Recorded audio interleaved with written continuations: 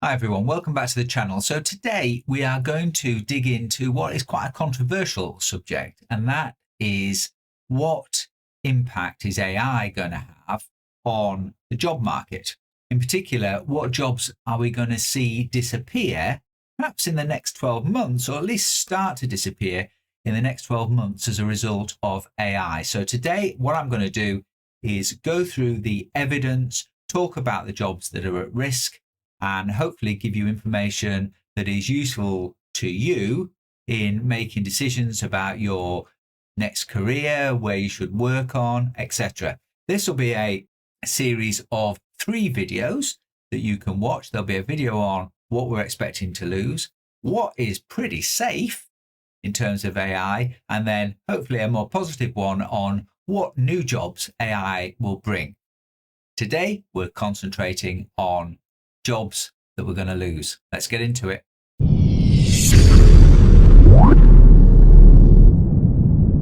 So where am I getting this information from? So World Economic Forum 2025 report on the future of work suggests that the largest declines are likely to be in the clerical and secretarial areas. See whether we agree with that. And of course, then we've got people like McKinsey who are talking about service operations and where they think there is going to be the biggest changes. So what I've done is gone through all of these, and I'll put a link to all of the documents that I've looked at in the description below so you can go and have a look at them yourself. But what I've done is gone through and picked out 10 jobs I think are really at risk in the next 12 months. So how have I made a judgment about jobs being at risk? So first of all, I've looked at where the AI tools are already mature and where we're already seeing them deployed. I'll talk about that as we go through. Also, I've looked at where there's already public evidence of impact happening. So where are these changes happening right now with an expectation that they may increase over the next few months? And then I guess looking at the ROI story, where can organizations get the best return on their investment for AI, which is not free and does come with risks? Where can they get the best return on investment? And therefore, where will they be driven to make those changing hiring decisions? And of course, these jobs, while I'll give you specific examples of these sorts of roles and why I think they're at risk, of course, roles that are similar to them maybe in your industry, then I think they will probably be at risk too. Or if you're a business owner, these might be opportunities for you to explore how you might be able to use AI to reduce some headcount and hopefully put those staff onto more customer facing, perhaps, or human required roles in your business and improve your products and services that you give to your customers and perhaps reduce the amount of back office, etc. that's doing. Let's jump in. So number 1 is tier 1 customer service. So I think we have seen a proven and improving approach to using chatbots to give more of that first line customer service support. So answering basic questions, signposting, making sure people have the right forms, etc. That's the kind of thing that AI can do really well. I think we've already seen that happening. I think the likelihood of those roles being significantly impacted over the next 12 months is high. Let's move on. Okay, one of the other things that AI is really good at is taking notes. So taking information in and then reformatting it into a different format. And so I think things like medical transcriptionists and scribes, so those people that sit there listening to what doctors have said into their dictaphones, I think those jobs could easily be replaced by AI. And I'm sure that's already happening here. I think we will see as this technology improves and becomes more embedded into our systems that actually that transcribing, etc., will just be done automatically, delivered straight into the databases. So I think medical transcription, any of that sort of transcription type activity, I think the risks of that being replaced in the next 12 months, very high. Next, number 3, I think invoice processing. I think we will see AI being able to process both accounts payable, accounts received very quickly, looking at documents, making assessments about whether they meet the requirements of the organization, checking them against policies, etc. I think those things can be automated very quickly. I think in the next 12 months, it's high risk that those jobs will go to AI, and then your accounts payable clerks and accounts receivable clerks can get on and do much more interesting things in supporting the accounts team. Let's move on. Okay, as I said with the customer service stuff, I think that IT help desks will become virtual agents very soon if they're not already there. I know that in my place of work at Coventry University, we have a really effective bot, but those bots are getting better, able to understand problems, able to understand the client, able to understand the solutions, point people in the right direction without human engagement. I think that service, that first level service, I think will be AI driven very quickly. Those jobs will disappear. In one area that I guess I have less experience of, but I've seen that these AI tools are really adding value to me, is in that understanding how media buying, etc. works, understanding SEO, being able to do assessments of websites and making sure that I'm getting my website into Google, etc. I think these were often skills that seemed a bit magic to me and were very much human skills that where you had to understand a lot of complexity. But I think AI understands that complexity. I think AI is able to do the assessment and give advice and make changes. I think those roles we will see reduce in the next 12 months, and AI taking over a lot of those roles. Okay, maybe a bit controversial, insurance claim processing. I think that taking in the insurance claims, triaging them, giving a basic assessment of them can now be done by AI. And Allstate says that most of its 50,000 daily claim emails are now drafted by AI. So that's a lot of responses that were drafted by humans are now being drafted by AI. So I think that first line claims assessment and processing, I think we're going to see that affected significantly by AI and a reduction in roles in that area and replacement of those roles with technology. So number 7, market research or research into human requirements. So what was previously done by call centers and field work, I'm not sure this is going very quickly, but the idea of having synthetic respondents, so having digital twin panels, is an idea that is starting to raise up. And I know Ipsos is doing some work with Stanford to evaluate the effectiveness of these digital twin panels. So asking a digital representation of the public what it thinks might reduce the requirements for real human field work. Really interesting. I think we're at the start of this. We will see whether that is possible. So market research is potentially an area where we could see jobs shift to being delivered by AI. We'll see. Interesting. Okay, number 8, and I think this is absolutely the case. So low complexity content writing. So there is no doubt there's a real value in human writing, and I haven't found an AI yet that is producing the type of blogs, books, etc. that I want to read. I think they are still a bit clunky. You can still sort of tell they're AI driven, but for a lot of the low complexity content, AI just does really well. So a lot of the stuff we see on X, on Facebook, on LinkedIn, a lot of that will be produced by AI and sort of coordinated or curated by humans. So I think there's a big chance that sort of low complexity content writing will disappear. Those roles will disappear, and AI will take on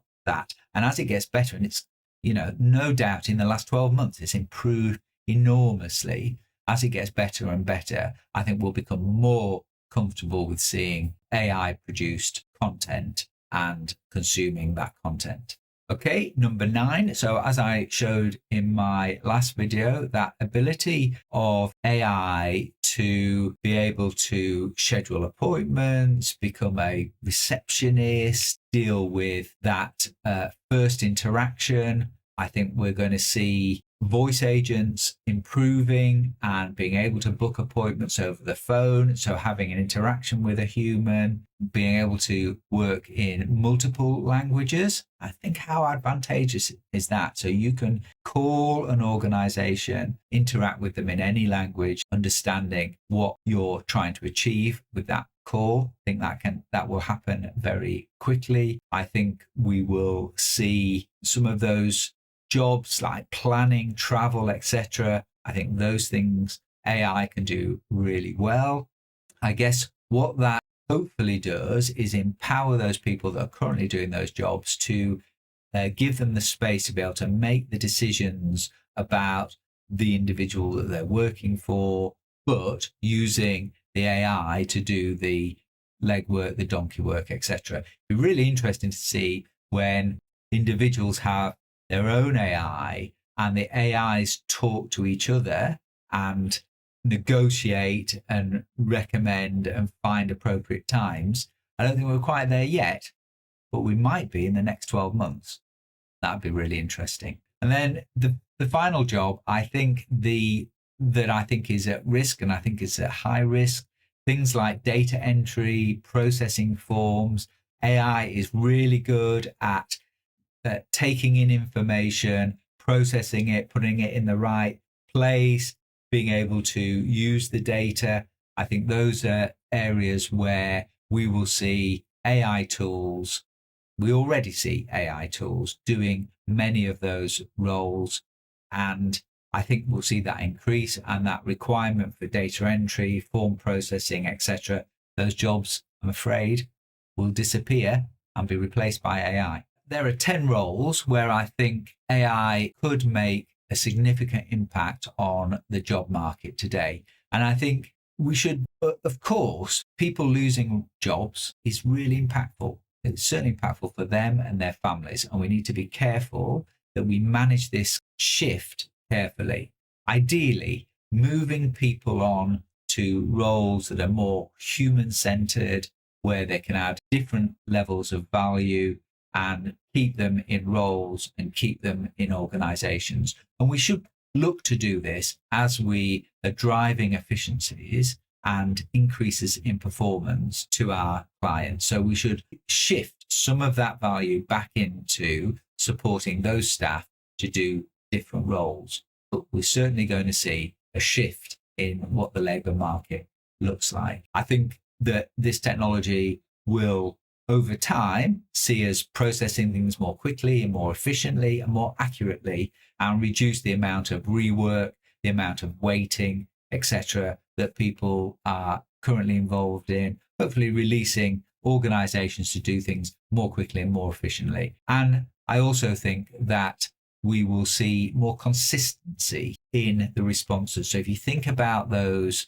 first line customer service roles I talked about, we all know that your experience with somebody in customer service can depend on the person that you're talking to, can depend on what type of day they're having, or what's going on in their life, or how knowledgeable they are about what's available. Well, hopefully with AI, you'll always have somebody that's bright and chirpy. You'll always have somebody that wants to be helpful, and always have somebody that knows all of the options available to you and can help you navigate to solve your problem. So I think you might get a better, more consistent service from using AI. Obviously, there are risks, and you need to, as you deploy this in your businesses, you need to be careful. You need to be careful that your information that the AI is giving out is accurate and is safe. Think about that in terms of your business, because you can't say, oh, well, the AI gave you bad information, it's nothing to do with me.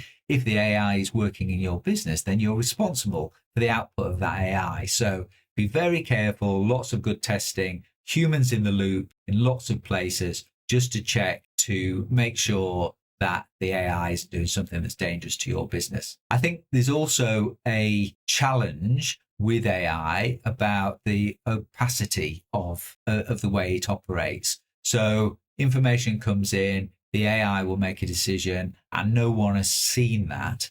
It's a bit sort of black box-ish. How did it make that decision? What did it take into account? So I think building in governance, building in logs and audits of how decisions are made by AI, or how information is given out through AI that can be checked, perhaps by another AI, but certainly by a human, will help ensure that you don't lose sense of what's going on in your business and going on with your customers. And finally, I think we need to very carefully manage how the deployment of AI is managed with our people. Our people are often the core of our business. They are the heart of the business, the part of the business that brings creativity, brings that connection with the customer.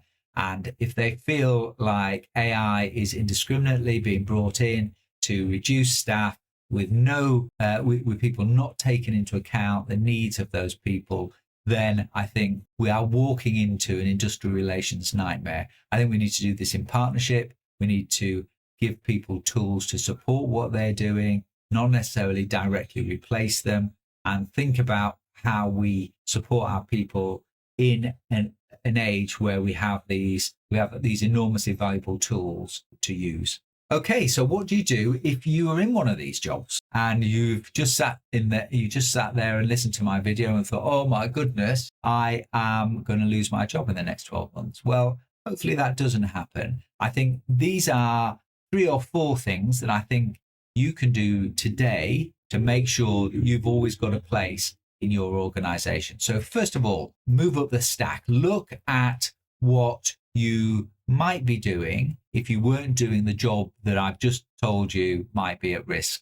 What could you be doing to add value into your organization, and start looking at how you prepare yourself to go into those roles where you can add even more value. Get involved with the AI implementation, understand it, be one of those humans in the loop, be positive about the change. I think it's probably coming. So get involved, understand it, understand how it works, understand how you can add value to the new system. I think grabbing hold of this technology now is one of the most effective ways you can protect yourself in the future and make yourself valuable to your organization. If you're a creative, a writer, etc., and you are feel like AI is just coming to take your job, and this is something we discuss in our house a lot. My daughter's a creative and sees that the sort of things that AI can now produce in terms of artwork, etc. I think there are a number of things that can be done. I think engaging with the technology so you can make the most out of it and bring your particular aesthetic and expertise to that technology. I think that can be really helpful. Creating your own brand identity, particularly if you're a writer, for instance, making sure that people want to listen to you rather than listening to what might be quite a bland approach from AI. So trying to make sure that you are something novel, I think that would be really cool. Okay, well, this list reflects really my assessment of where we've seen adoption and where there are some documented results and where I think there is a trajectory to move. There may well be other jobs that are absolutely at risk from AI. And I know we've seen a lot of coders lose their roles because you can now do vibe coding, so not as much requirement for those, maybe for those lower level coders. But let's always remember, if you want the top end people, you need people at the bottom to learn the ropes. So I think we as a community need to be very careful that we don't get rid of all the low end jobs and then hollow out the pipeline for people to go into those mid and high level jobs. So we need to be very careful. Okay, so as I said, there will be 3 videos in this series. There'll be this video on jobs at risk. There'll be a video on jobs I think aren't at risk and are stable, and then jobs that I think might appear as a result of AI. Now, if you're a member of the channel, you'll get access to these immediately. If not, they'll be out one a week over the next 3 weeks. Keep an eye out. Don't forget to ring the bell, and then you'll be informed when each of those videos come out. Okay, I've been the Professor. I'll see you soon. Bye-bye for now.